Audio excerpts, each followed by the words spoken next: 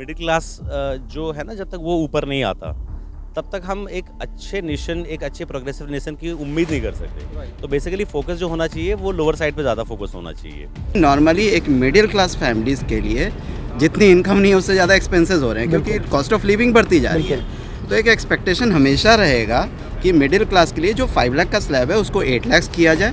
Sir tax तो लिया जाता है बट उसका हमें कोई बेनिफिट नहीं मिलता, तो बेनिफिट मिलना चाहिए। किस तरह के बेनिफिट? हेल्थ रिलेटेड, एजुकेशन में।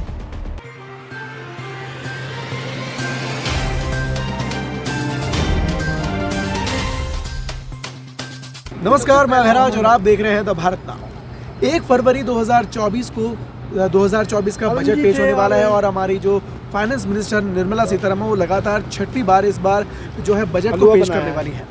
इस बार जो खास तौर पर जो ध्यान रखने की उम्मीद की जा रही है, इस बार डिफेंस सेक्टर पर सबसे ज़्यादा जो बजट का फोकस है वो होने वाला है। और साथ ही साथ जो मिडिल क्लास लोग हैं, मिडिल क्लास के लिए भी इस बार काफ़ी ज़्यादा रियायतें आने की उम्मीद की जा रही है, क्योंकि 2024 के इलेक्शंस को मद्देनज़र रखते हुए इस बार का बजट काफ़ी अहम माने जा रहा है, क्योंकि कहीं ना कहीं ये बजट ही एक तरीके से रिपोर्ट कार्ड होगा लोकसभा चुनाव का।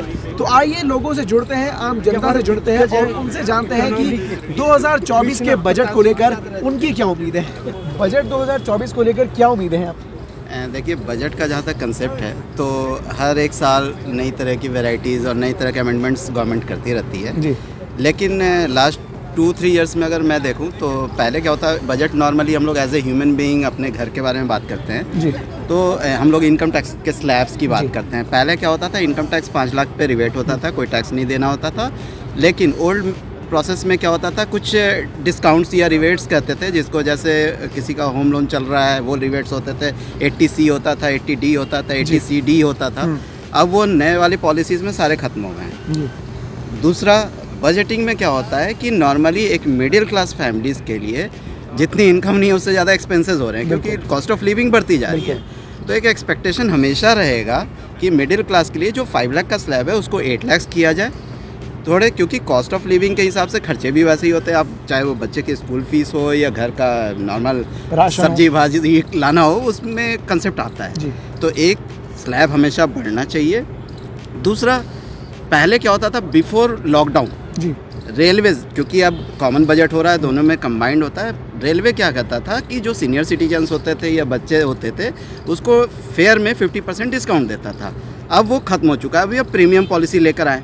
प्रीमियम पॉलिसी बिल्कुल ठीक है कि आप जितने जल्दी, आप जितने कम पीरियड में आप रिजर्वेशन कराते हैं आपको देना पड़ता है ज़्यादा charges, just like air fare.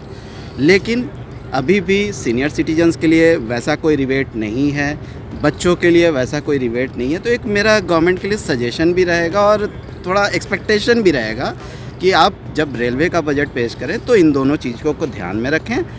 घर की महिलाओं का भी ध्यान रखें, और घर की महिलाएं खुश रहेगी तो पुरुष भी खुश रहेंगे। इस बार कहा जा रहा है कि ज्ञान यानी कि GYAN, गरीब, युवा, अन्नदाता और नारी, इन 4 मतलब वर्गों पर इस बार का बजट जो है फोकस करने वाला है। महिलाओं पर मतलब अगर कहा जाए आधी आबादी देश की, तो उस पर खास तौर पर फोकस किया जा रहा है कि महिलाओं के लिए काफ़ी कुछ ऐलान हो सकता है, काफ़ी बड़ी जो है स्कीम्स लागू की जा सकती हैं। तो आप क्या कहना चाहेंगे, महिलाओं के लिए क्या क्या चीज़ें होनी चाहिए? देखिए, ज्ञान पे जो हेडिंग बना है महिला सशक्तिकरण, अगर आप 26 जनवरी का परेड भी देख लें तो वो भी महिला सशक्तिकरण पे ही था।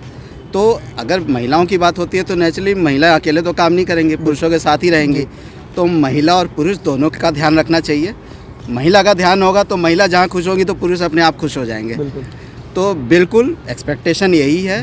ज्ञान पे अगर टॉपिक है और ज्ञान में अगर फीमेल हैं तो मेल अपने आप खुश हो जाएंगे, क्योंकि मतलब कहीं ना कहीं हर घर के अंदर एक नारी है तो फ़ायदा तो सबको मिलेगा। बिल्कुल, वहाँ भी 50% की बात हो रही है। आधी आबादी तो घर में महिलाओं की और चलती उन्हीं की है। जी बिल्कुल। तो चलती उनकी है, अगर उनकी चल जाएगी तो हम लोग भी चल जाएंगे। और कुछ खास उम्मीदें महंगाई को लेकर, जिस तरह से खाद्य पदार्थों के जो रेट्स हैं वो लगातार बढ़ रहे हैं? देखिए, कुछ ऐसे टॉपिक्स हैं जो नॉर्मली हम लोग से ज़्यादा अच्छा इकोनॉमिस्ट बैठे होंगे गवर्नमेंट में, लेकिन वहाँ पे 2-3 सिनेरियोज़ है। GST हर किसी चीज़ पे लगता है। मेरा एक एक्सपेक्टेशन है जो नीडी चीज़ है, ज़रूरत से ज़्यादा जिसका use day to day work में होता है उस पे जीएसटी रिड्यूस करना चाहिए। अभी भी बहुत सारी ऐसी चीज़ें हैं जिस पे 18% 20% का जीएसटी लग रहा है, कुछ पे 26% और 28% भी लग रहा है, उसको अगर रिड्यूस करके 5% कर दें तो एक बहुत बड़ा वर्ग जो है मोदी जी से बहुत खुश होगा। और आई थिंक मेरे को जहाँ तक याद है कि मैंने कभी बोला था कि मोदी जी 400 के टारगेट पे काम कर रहे हैं, तो ज़रूरत घबराने की नहीं है। 400 के टारगेट पे आप काम करते रहिए, 500 का टारगेट हम लोग देते हैं। 2024 को लेकर क्या उम्मीदें हैं आप?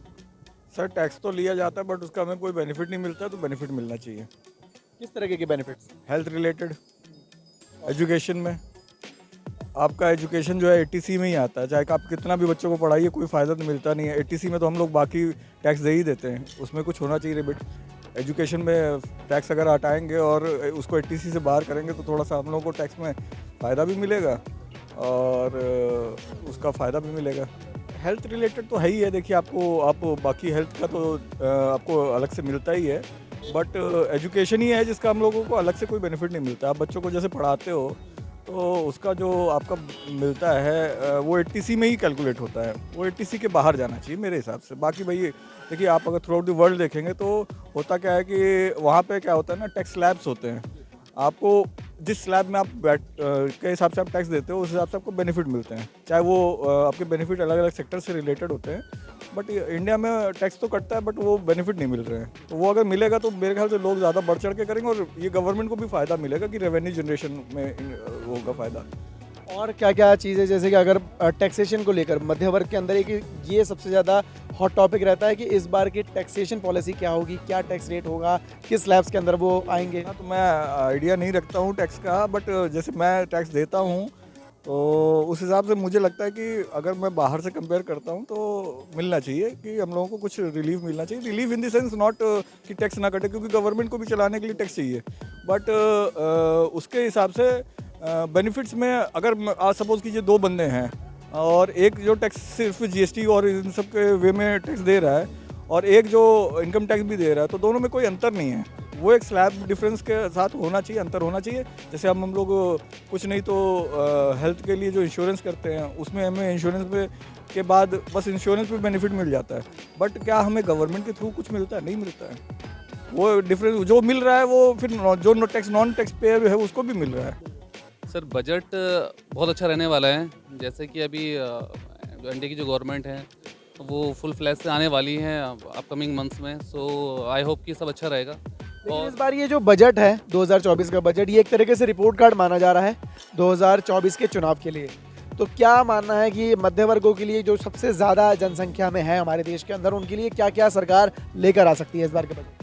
गवर्नमेंट देखो, अभी जो सैलरीड क्लास के जो लोग हैं इनके लिए फर्स्ट ऑफ ऑल तो अभी जो टैक्स में जो बेनिफिट हैं वो 80C का जो है वो स्लैब उसको बढ़ाना चाहिए इनको, वो बहुत बेनिफिशियल होगा आई थिंक अपने पर्सपेक्टिव से। और बाकी जो लोअर साइड पे जो हमारे भाई जो यहाँ पे जॉब कर रहे हैं उनके लिए गवर्नमेंट को कुछ उनके बेटरमेंट के लिए कुछ सोचना चाहिए, क्योंकि अगर वो अगर खुश हैं, अगर अपना जो निम्न जो तबका होता है या फिर मिडिल और मिडिल क्लास अगर वो खुश है ना तो देश खुश है।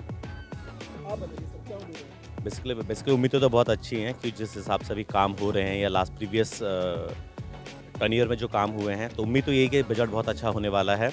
और अभी जो रिसेंटली जो एक्टिविटीज़ हुई हैं जिसमें कि जेफरीज की रिपोर्ट भी आई थी कि कितना फुटफॉल अभी अपकमिंग ईयर में होने वाला है इंडिया के अंदर, उसकी वजह से जो इकोनॉमिक ग्रोथ करेगी, तो कहीं ना कहीं बजट इसका एक रिपोर्ट कार्ड ही है अपकमिंग इलेक्शन को लेकर के। और उम्मीद यही है कि बजट बहुत अच्छा होगा।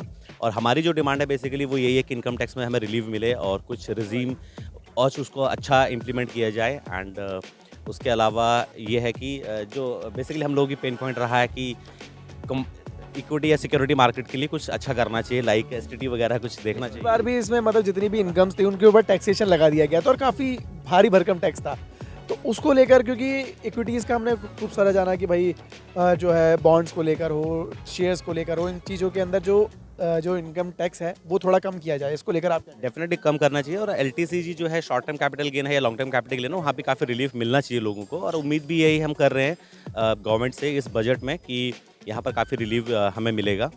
तो लेट होप सो, देखते हैं आगे क्या होता है। हाँ, ये तो अपना इन्वेस्टमेंट का पर्सपेक्टिव हो गया, ये तो ठीक है, ये हमारे भाई बड़े एक्सपर्ट हैं इन मामलों के। बाकी अपार्ट फ्रॉम दिस जो हमारा जो जैसे कि मोदी जी का जो विज़न है जो 5 ट्रिलियन का इकोनॉमी का, सो अगर उसके लिए जाते हैं तो उसके लिए सबके बारे में सोचना चाहिए और आई होप कि वो सोचेंगे भी, ठीक है ना। सो बेसिकली जब तक मिडिल क्लास जो है ना, जब तक वो ऊपर नहीं आता, तब तक हम एक अच्छे नेशन, एक अच्छे प्रोग्रेसिव नेशन की उम्मीद नहीं कर सकते। तो बेसिकली फोकस जो होना चाहिए वो लोअर साइड पे ज़्यादा फोकस होना चाहिए। ठीक है यार, जो पैसे ज़्यादा कमा रहा है वो टैक्स पे कर रहा है या वो चीज़ें कर पा रहा है, चीज़ों को टैकल कर पा रहा है, वो चीज़ें अच्छी है। लेकिन जो मिडिल क्लास मैन है उसके लिए कुछ ना कुछ Salaried person जो स्पेसिफिक होना चाहिए, या जो सैलरीड पर्सन है और जो बहुत ही मतलब जिनकी सैलरी 20,000 25,000 रुपए, तो उनके लिए कुछ ना Survive कुछ करना करना चाहिए। काफ़ी सर्वाइव मुश्किल करना है। मुश्किल है। इन्फ्लेशन रेट जो इतने रेट तो आप देख रहे हैं कि कैसे ईयर ऑन ईयर कैसे हाई हो रहा है, और ये आई थिंक आने वाले टाइम में इन्फ्लेशन जो रेट है ये कम तो होने वाला नहीं है, ये बढ़ेगा ही बढ़ेगा ईयर ऑन ईयर। 7% 8% तो अभी है ही है, तो बढ़ना ही है इसने। तो इसको कंट्रोल करना चाहिए और ज़्यादा से ज़्यादा पैसा जो है वो लोगों के वेलफेयर पे लगाना चाहिए, ताकि एक तबका जो है ऊपर आ सके। समाज का विकास, समाज की विकास में भागीदारी तभी होगी जब वो ओवरऑल ग्रोथ होनी चाहिए हमारे जो भी हमारा जो सिस्टम है। सो अगर ओवरऑल ग्रोथ देश होगी के अंदर हमें अगर देश को तरक्की करनी है तो लोअर मिडिल क्लास को लेकर साथ के साथ चलना होगा और उनको ज़्यादा प्रोत्साहित करना पड़ेगा। प्रोत्साहित करना पड़ेगा। एग्जैक्टली। तो ये थी हमारे देश की जनता की राय कि इस बार के बजट यानी कि बजट 2024 को लेकर क्या उनकी उम्मीदें हैं, क्या वो चाहते हैं कि इस बार के बजट में हो। अब जैसा कि कुछ लोगों ने बताया कि बजट 2024 के इलेक्शंस के लिए, लोकसभा इलेक्शंस के लिए एक रिपोर्ट कार्ड के तौर पर काम आएगा।